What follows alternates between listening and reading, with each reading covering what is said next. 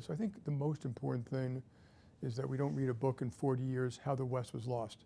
And so I think it's one thing for any nation or the United States to say, I think this is unfair around trade, around the cost of military.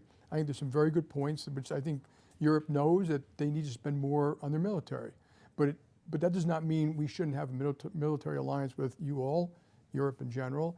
And same with the economy. They need to do more. The GDP per person in Europe has dropped from something like 70% of America to like 50%. That's not sustainable. I think Europe has already recognized it needs to change its own rules, regulations, and guidelines if they want to grow faster, and I think that's true.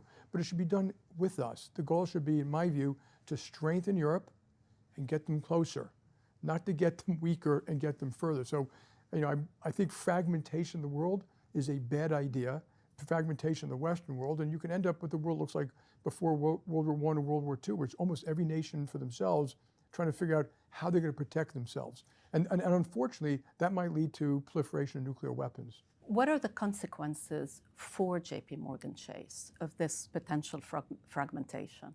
Well, I think from a company standpoint is that, Warren Buffett talks about the resiliency of America if you just invested in America. I think that's been true, but part of for any company here, and a lot of companies around Western companies around the world, having a strong America has been good for them, and having a strong Western world has been good for them. So if that wasn't true, I think it would put us in a much more weakened state. I'm talking about over 40 or 50 years, not the next 3 years or so.